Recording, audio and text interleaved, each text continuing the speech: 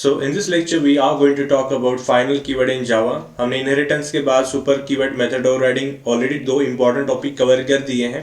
Now again this again comes one of the important topic final keyword. इसका भी use बहुत ज़्यादा extensively किया जाता है कंपनीज में. तो फाइनल कीवर्ड जैसे आप डेफिनेशंस देख रहे हो, कोई भी चीज़ रिस्ट्रिक्ट करने के लिए हम फाइनल का इस्तेमाल करते हैं, फाइनल कीवर्ड का इस्तेमाल करते हैं. अगर आपको वेरिएबल की मतलब आप फाइनल वेरिएबल के साथ यूज़ कर सकते हो, फाइनल मेथड के साथ यूज़ कर सकते हो और फाइनल आप क्लास के साथ भी यूज़ कर सकते हो. सो इसको हम अलग अलग लाइक एग्जांपल के साथ समझेंगे कि लाइक अगर हम फाइनल वेरिएबल बना देते हैं तो उससे क्या होता है. तो किसी भी वेरिएबल को हम जब वैल्यू असाइन करते हैं and then we think about as a developer और एज अ यूजर कि इस वेरिएबल की value in future anyhow by any function by any method by any mechanism change ना हो. जैसे इसमें आपका रेट ऑफ इंटरेस्ट का वैल्यू हो सकता है जो बैंक में कांस्टेंट होता है. Okay, most of the times constant ही होता है, फिर बहुत टाइम के बाद वो चेंज होता है. ठीक है, जैसे कॉलेज का नाम होता है या फिर अगर हम एड्रेस की बात करते हैं तो इस तरह के जो चीज़ें होती है जो चेंज नहीं होती हैं वैल्यूज़, तो उसको हम फाइनल डिक्लेयर कर सकते हैं. और उससे क्या होता है कि हमारा प्रोटेक्शन बना रहता है कि हाँ भाई हमारा वैल्यू सेफ है और वो चेंज नहीं हो सकता है. ठीक है, उसी तरह से जब हम फाइनल मेथड को पढ़ेंगे और अगर किसी फंक्शन के आगे अगर हम फाइनल कीवर्ड लगा देते हैं सो इसका कोई डुप्लीकेट कॉपी नहीं बना सकता है, मतलब इसकी कोई मेथड ओवरराइडिंग नहीं कर सकता है. तो जैसे आज मैंने कोई रन नाम का फंक्शन बनाया है या सेट गियर नाम का फंक्शन बनाया है, सो सेट गियर व्हीकल का सेट गियर ही रहेगा. और अगर कोई भविष्य में बाइक या स्पोर्ट बाइक और इस वाले सेट गियर को अगर ओवरराइड करने की कोशिश करेगा तो वो नहीं कर पाएगा, उसको खुद के अलग नाम डिसाइड करने पड़ेंगे. ठीक है, सो मेथड ओवरराइडिंग अगर आपको रोकना है तो आप फाइनल मेथड लगाते हो. ये इंपॉर्टेंट क्वेश्चन है, इंटरव्यू में पूछा जाता है कि क्या मेथड ओवरराइडिंग हमेशा पॉसिबल होती है. नहीं, अगर किसी मेथड के आगे अगर हम फाइनल लगाते हैं तो नहीं होता है. ठीक है, और लास्टली जब हम किसी क्लास के सामने फाइनल कीवर्ड लगाते हैं तो उसका इनहेरिटेंस नहीं हो सकता है. जैसे if I am a developer और मैंने कोई क्लास बनाया है और भविष्य में ऐसा मुझे लग रहा है कि भाई मेरे क्लास का कोई यूज कर सकता है या फिर कोई लगा किसी के पास अगर इसकी क्लास फाइल आ जाती है, बाइट कोड आ जाता है, तो वो एक्सटेंड करके मेरे प्रॉपर्टीज का इस्तेमाल कर सकता है. और like literally I am thinking कि भाई इसका यूज नहीं होना चाहिए, मैं इसको सेफ रखना चाहता हूँ या फिर मेरे तक ही रखना चाहता हूँ, तो मैं इसको क्या कर दूंगा फाइनल कीवर्ड से डिक्लेयर कर दूंगा क्लास को. और उसकी जो क्लास फाइल होंगी अगर किसी को मिल भी जाती है तो उसको एरर आ जाएगा कि भाई इसको आप एक्सटेंड नहीं कर सकते हो क्योंकि क्लास फाइनल है. ओके, तो अभी इसको हम एग्जाम्पल के तौर पे समझेंगे. तो उसके लिए हम आ जाते हैं हमारे नोटपैड में, जावा प्रोग्राम के अंदर आ जाएंगे और यहाँ पर हम बनाएंगे फाइनल एग्जाम्पल डॉट जावा. देखिए एग्जाम्पल तो हम बहुत बना सकते हैं, ठीक है, बट यहाँ पे जो हम एग्जाम्पल बनाएंगे वहाँ पे सिर्फ समझेंगे कि भाई हम वैल्यूज को प्रोटेक्ट कर रहे हैं. ठीक है, तो उस तरह से कोई एग्जाम्पल बनाएंगे. तो सबसे पहले मैं कोई यहाँ पे क्लास लिखता हूँ, ए लिखता हूँ. यहाँ पे मैं एक इंटीजर ए इक्वल टू, या चलो एक काम करते हैं स्टूडेंट वाला क्लास बनाते हैं, क्लास स्टूडेंट. और इसमें लाइक इंटीजर रोल नंबर हो सकता है, देन स्ट्रिंग नेम हो सकता है. और यहाँ पे जो हमारा कॉलेज नेम होगा वो होगा स्ट्रिंग CLG नेम. और एज वी ऑलरेडी कवर्ड कि जो कॉलेज नेम होता है वो यूनिक होता है, मतलब एक कांस्टेंट होता है सब स्टूडेंट के लिए. तो इसको हम कैसे डिक्लेयर करते हैं एज अ स्टैटिक. वैसे आज के प्रैक्टिकल में हमारा स्टैटिक का कोई यहाँ पे लेना देना नहीं है, बट स्टैटिक हम इसीलिए यूज़ करें कि आपको लाइक प्रैक्टिकली सोचना है हमेशा हर एक चीज़ को कि हाँ कॉलेज नेम स्टैटिक भी होना चाहिए क्योंकि कॉलेज नेम हर एक स्टूडेंट के ऑब्जेक्ट के लिए क्या होगा, सेम टू सेम होगा.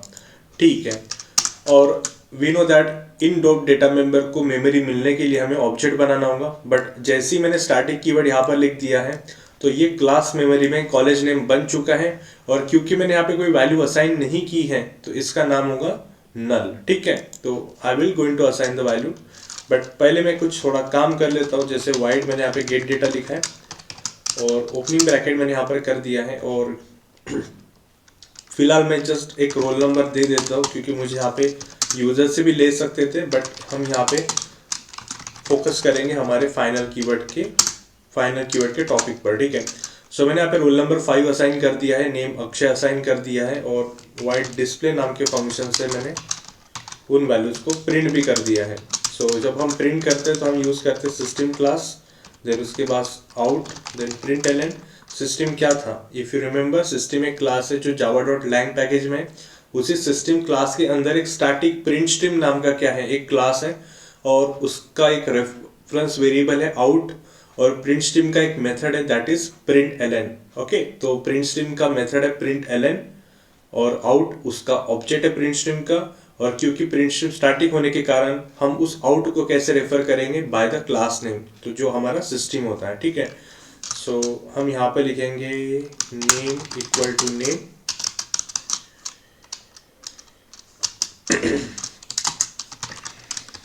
और यहाँ पर हम लिखेंगे, we can just copy here, जिसको कॉपी कर लेते हैं, और यहाँ पर हम लिख देंगे रोल, ठीक है। और यहाँ पर हम लिख देंगे जैसे आपको प्रिंट करना है, यहाँ पे आप कुछ भी कर सकते हो, रोल नंबर लिख दीजिए या कुछ भी आप कर सकते हो, ठीक है।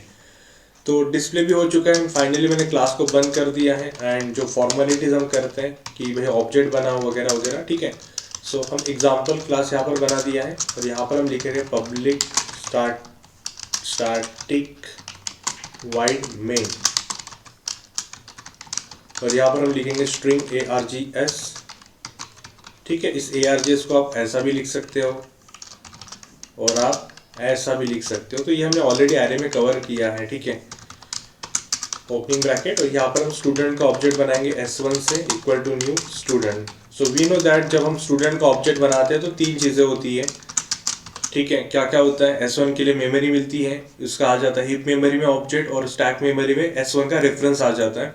उसके बाद बाय डिफॉल्ट वैल्यूज, मतलब कंस्ट्रक्टर चेक होता है, is there any constructor in the program, no, कोई कंस्ट्रक्टर नहीं है। देखिए हम इसको कंस्ट्रक्टर बना सकते हैं, कोई इशू नहीं है, बट कंस्ट्रक्टर कॉल होता है, क्योंकि यहाँ पे कंस्ट्रक्टर नहीं है तो बाय डिफॉल्ट यहाँ पे आपका डिफॉल्ट कंस्ट्रक्टर कॉल हो जाता है। डिफॉल्ट कंस्ट्रक्टर कैसे दिखता है, कुछ इस तरह से, जिसमें कोई आर्गूमेंट नहीं होता है, इस तरह से दिखता है, जो क्या करेगा, जीरो और नल वैल्यूज असाइन कर देगा डेटा मेंबर्स में, ठीक है। और तीसरा काम क्या होता है, तीसरा काम मतलब आपका कंस्ट्रक्टर कॉल हो गया और आपका मेमोरी एलोकेट होना, और बस यही ऑलमोस्ट सब कुछ यही होता है, ठीक है।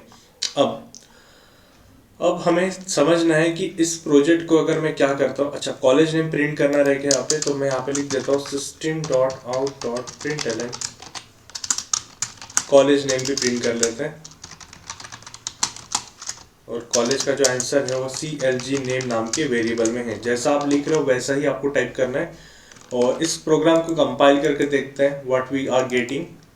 सो we are writing here Java C, और मैं लिखूंगा यहाँ पे फाइनल example.java, जो क्लास फाइल का नाम है, no issue, Java space example, जहाँ पे हमारा पब्लिश स्टडी वाइड मैंने, और कोई आउटपुट नहीं आ रहा है, देख लेते क्या गड़बड़ है। हाँ, मैंने सिर्फ ऑब्जेक्ट बनाया है, किसी फंक्शन को कॉल ही नहीं किया है, तो हम गेट डेटा को सबसे पहले कॉल कर लेंगे, उसके बाद हम s1 डॉट डिस्प्ले करवा देंगे। सब कुछ चीज़ें स्टेप बाय स्टेप सीखेंगे, ठीक है।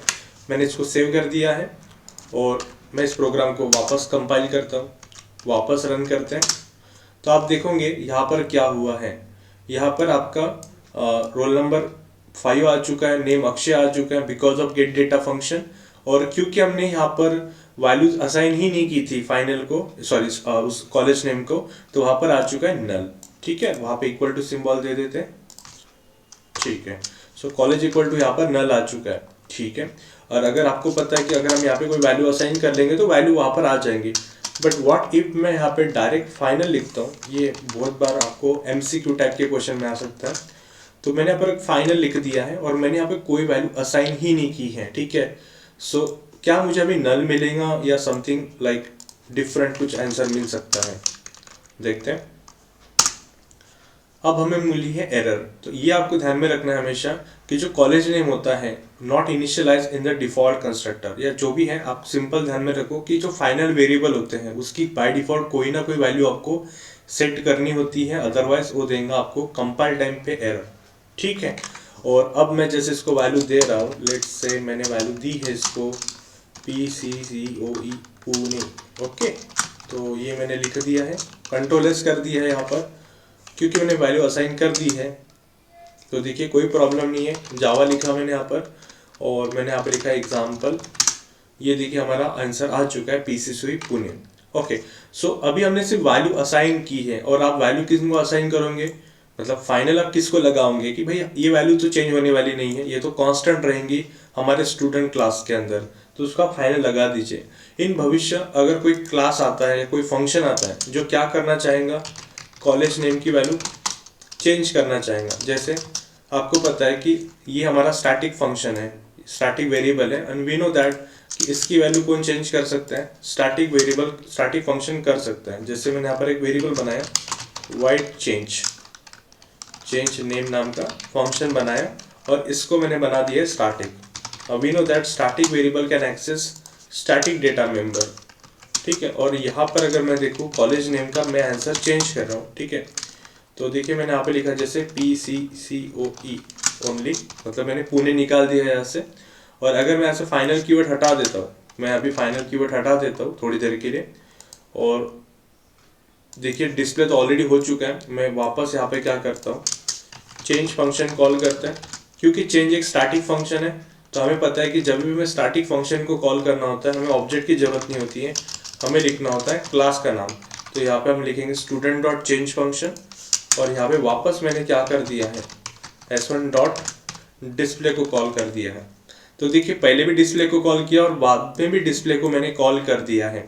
तो क्या हम एक्सपेक्ट कर रहे हैं यहाँ पर, हम एक्सपेक्ट कर रहे हैं कि पहली बार हमें PCCOE पुणे मिलेगा, बाद में हमें मिलेगा PCCOE, ठीक है। चेक करते हैं, यहाँ पे बोलता है कि स्टूडेंट चेंज, अच्छा हमारा शायद फंक्शन का नाम चेंज नेम है, ठीक है। सो कंट्रोल एस करते हैं वापस और CLS करते हैं, वापस कंपाइल करेंगे, नो इशू। जावा लिखा यहाँ पर और यहाँ पर मैंने लिखा एग्जाम्पल, ठीक है। तो आप देखिएगा पहली बार आपको PCCOE पुणे मिल रहा है और बाद में आपको PCCOE मिल रहा है, मतलब सक्सेसफुली यहाँ पे क्या हो रहा है, वैल्यू चेंज कर पा रहा है कौन, ये वाला फंक्शन। बट अगर ये मेरा वेरिएबल क्या होता, फाइनल होता, so what is the final variable definition, कि भाई इसकी वैल्यू एक बार असाइन होने के बाद ये कांस्टेंट हो जाएंगी, अब ये चेंज नहीं हो सकती बाय एनी हुक और क्रू, ठीक है। कुछ भी करने से ये चेंज नहीं होगा। तो जैसे मैं यहाँ पे CLS कर देता हूँ, प्रोग्राम को कंपाइल करते हैं, और इस तरह की एरर आपको हमेशा मिलेंगी, can not assign a value to a final variable, मतलब आप इस तरह से फाइनल वेरिएबल को वैल्यू असाइन नहीं कर सकते हो। सो आई होप आपको फाइनल वेरिएबल का ये अर्थ समझ में आ गया है कि फाइनल वेरिएबल क्या करता है, एक बार वैल्यू असाइन होने के बाद करना ही है आपको। अभी मैंने बताया कि जब हम वैल्यू असाइन नहीं कर रहे थे तो भी एरर आ रही थी कि फाइनल वेरिएबल को कोई ना कोई बाय डिफॉल्ट वैल्यू देनी ही है, देने के बाद वो वैल्यू फिक्स रहेंगी throughout the program, we can't change it. जैसे आप रेट ऑफ इंटरेस्ट हो गया, बैंक का नाम हो गया, बैंक की ब्रांच नेम हो गई, ब्रांच एड्रेस हो गया, ये ऐसी चीजें को आप क्या कर सकते हो, फाइनल डिक्लेयर कर सकते हो, ठीक है। अब हम एग्जांपल देखेंगे फाइनल मेथड का। किसी मेथड को हम ओवरराइडिंग करने से रोकना है, चलो भाई इसकी और कॉपी नहीं होनी चाहिए, डुप्लीकेट कोई फंक्शन नहीं बनाना चाहिए, तो हम उसके आगे लगा सकते हैं फाइनल। तो उसके लिए एकदम छोटा सा एग्जांपल हम देखेंगे, ज़्यादा बड़ा प्रोग्राम नहीं करेंगे। सो क्लास लिख दिया मैंने, यहाँ पर A लिखा, और यहाँ पे जैसे मैंने वाइड शो फंक्शन बनाया है, और यहाँ पे जस्ट मैं लिखता हूँ system dot out dot println, और मैंने यहाँ पे लिखा parent method, parent class method, ठीक है।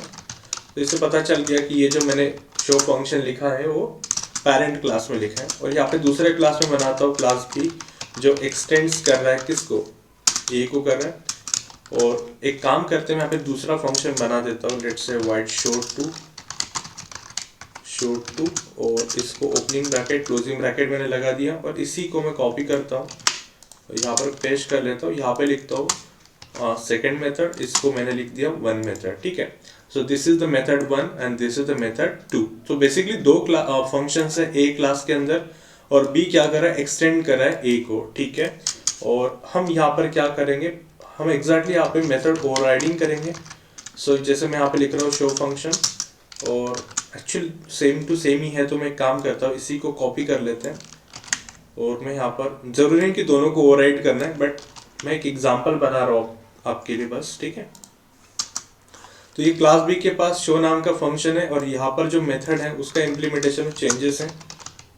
इसमें चाइल्ड क्लास मेथड लिखा है, और इसमें भी चाइल्ड क्लास मेथड 2 लिखा है, ठीक है। सो बेसिकली ये परफेक्ट एग्जांपल हो गया मेथड ओवरराइडिंग का। दोनों भी मेथड, चाइल्ड क्लास बोलते हैं कि हम खुद से क्या करेंगे, रीडिफाइन करेंगे, ठीक है। यूजुअली ऐसा होता नहीं है, एक दो मेथड होती है बस, जिसको खुद से रिडिफाइन करता है, अदरवाइज वो मोस्टली पेरेंट के ही प्रॉपर्टीज को यूज करता है, ठीक है। बट हमें वो समझना है कि भाई फाइनल कीवर्ड अगर मेथड के आगे लगाते हैं तो कैसे वो मेथड ओवरराइडिंग रोकता है, बस वो देखने के लिए हम यहाँ पे कर रहे हैं दोनों मेथड को ओवरराइड, ठीक है। सो पब्लिक स्टैटिक वाइड में स्ट्रिंग args और ओपनिंग ब्रैकेट मैंने यहाँ पर किया है, और यहाँ पर मैं b that is child class का ऑब्जेक्ट बनाता हूँ, b obj equal to new b, और ये चाइल्ड क्लास का ऑब्जेक्ट बनने के बाद देखिए obj डॉट मैंने शो फंक्शन को कॉल किया, और फिर से मैंने obj को बोला कि आप क्या करिए, शो टू नाम के फंक्शन को कॉल करिए। सो बड़ा इजी आंसर है, आप देख पा रहे होंगे आंसर यहाँ पर, क्योंकि मैंने यहाँ पे कोई फाइनल का इस्तेमाल नहीं किया है, ना मैंने कोई सुपर का इस्तेमाल यहाँ पर किया है, तो जाहिर सी बात है कि चाइल्ड का ऑब्जेक्ट बनने के बाद खुद का शो फंक्शन कॉल होगा और खुद का ही शो टू फंक्शन कॉल होगा, ठीक है। अगर यहाँ पे शो टू नहीं होता, इसके खुद के पास, चाइल्ड के पास खुद के पास शो टू फंक्शन नहीं होता, तो इन दैट केस वो पेरेंट के पास जाता, पेरेंट वाला कॉल हो जाता, ठीक है। ये सब हमें पता है। कंट्रोल एस करते हैं, इसको CLS करते हैं, एक बार कंपाइल करते हैं प्रोग्राम को, देखिए कोई इशू नहीं है, जावा लिखा है यहाँ पर और एग्जाम्पल मैंने यहाँ पर लिखा, तो आप देख रहे हो दोनों टाइम क्या हो गए, चाइल्ड वाले कॉल हो गए, ठीक है। बट लाइक इस पेरेंट ने डिसाइड किया कि जब मैं ये मेथड बना रहा हूँ और मैं चाहता हूँ इसका कोई कॉपी नहीं होना चाहिए, मतलब इस मेथड को किसी और क्लास ने यूज नहीं करना चाहिए, यूज करना है तो उन्होंने खुद का नाम डिसाइड करना चाहिए, बट मेरे फंक्शन का यूज नहीं होना चाहिए, तो इसके आगे हम लगा सकते हैं फाइनल कीवर्ड। तो अभी आप देखोगे हमने शो फंक्शन को फाइनल बनाया है और शो टू को हमने कुछ भी फाइनल वगैरह ऐसा कुछ लगाया नहीं है, तो दैट मीन्स हम शो टू का इस्तेमाल चाइल्ड में कर सकते हैं, बट इस शो फंक्शन का हम इस्तेमाल कहीं पर भी नहीं कर सकते हैं, आई मीन टू से इसका चाइल्ड क्लास में यूज नहीं हो सकता है। सो हमें एरर दोनों फंक्शन के लिए मिलेंगी या सिर्फ एक फंक्शन के लिए मिलेंगी, तो ऑब्वियसली आपको सिर्फ एक ही फंक्शन के लिए यहाँ पर एरर मिलेंगी, ठीक है। सो उस एरर को पढ़ते हैं। ये देखिए आपके सामने एरर आया है कि शो जो फंक्शन है बी क्लास के अंदर वो ओवरराइड नहीं कर सकता है शो फंक्शन को जो पेरेंट क्लास में है। व्हाई? बिकॉज ओवरराइड मेथड क्या है बोलते हैं फाइनल। सो आपको समझ में आ चुका है कि as a developer if you are writing a function and you want कि भाई इस फंक्शन का कोई और पर्सन इनहेरिट करने के बाद यूज नहीं करना चाहिए, आप प्रोटेक्ट करना चाहते हो उस फंक्शन को, so you can just simply write final keyword in front of the function definition. So I hope you understood all these things. Now last example is final class. Okay, तो अगर किसी class के आगे अगर मैं final keyword लगा देता हूँ, जैसे आप देख पा रहे हो at least this class B is able to access show two function, मतलब क्लास बी क्या कर सकता है, एटलीस्ट शो टू फंक्शन तो यूज कर सकता है। नहीं हुआ मतलब अगर यहाँ पे फाइनल कीवर्ड नहीं होता तो शो फंक्शन का भी इस्तेमाल कर सकता है। अगर यहाँ पर इंटीजर a इक्वल टू 10 होता तो ये तीनों प्रॉपर्टीज का इस्तेमाल कौन कर सकता है, क्लास बी कर सकता है। बट अगर क्लास ए ने डिसाइड किया कि भाई मुझे एक मेथड को क्या करना है, प्रोटेक्ट करके रखना है, तो वो फाइनल लगा देगा एंड बाकी लोग हाँ बाकी चीज़ों का आप यूज़ कर सकते हो, ठीक है। मतलब किसी फंक्शन के आगे आप फाइनल लगा दोगे और कोई एक चीज़ को आप प्रोटेक्ट कर सकते हो। आपको लगता है कि भाई ये वैल्यू यूज़ होनी चाहिए बट दो फंक्शन का इस्तेमाल नहीं होना चाहिए, किसी और क्लास में इसका यूज नहीं होना चाहिए, तो आपने देखिए दोनों को क्या कर दिया, फाइनल करवा दिया। और ये भी पॉसिबल है, मतलब आप ये दो फंक्शन को क्या कर रहे हो, प्रोटेक्ट कर रहे हो ताकि कोई इसका और यूज ना कर पाए, बट ये वैल्यू यूज हो पाएंगी। बट अगर ऐसा भी हो सकता है कि भाई ये जो क्लास बनाया है, जैसे अगर मैं ये क्लास बनाता हूँ, मैं सोचता हूँ कि ये क्लास एक यूनिक रहे और इसका खुद का एक एग्जिस्टेंस रहे और इसको कोई और मॉडिफाई ना कर पाए, मतलब ये एक यूनिक रहे और इसका कोई इनहेरिटेंस ना कर पाए, तो मुझे बस सिंपली यहाँ पर क्या लिखना है, फाइनल कीवर्ड लिखना है in front of the class name. जैसे अभी इस प्रोग्राम को मैं सेव करता हूँ और फाइल को कंपाइल करते हैं, देखिए कोई इशू नहीं है, रन करते हैं कोई भी इशू नहीं है। बट जैसे मैं यहाँ पे फाइनल कीवर्ड लगा देता हूँ तो अभी आपको एक एरर मिलेगा कि can not inherit from final A, मतलब आप इनहेरिटेंस नहीं कर सकते हो ए को, बिकॉज ए क्या है, फाइनल है। और अगर इसकी कोई क्लास फाइल, जैसे ये जो है ये क्लास फाइल अगर किसी को मिल भी जाती है तो भाई इसका इस्तेमाल नहीं हो पाएगा। तो ये वाकई में कमाल के टॉपिक्स हैं, मतलब आप अगर प्रोटेक्शन से रिलेटेड काम कर रहे हो कि भाई नहीं ये मेथड प्रोटेक्ट रही, ये वैल्यू प्रोटेक्टेड रहे, ये क्लास प्रोटेक्टेड रहे, तो इस केस में आप फाइनल कीवर्ड को याद करोगे। Hope so you understood all these things. In next topic we are going to cover abstract class in Java.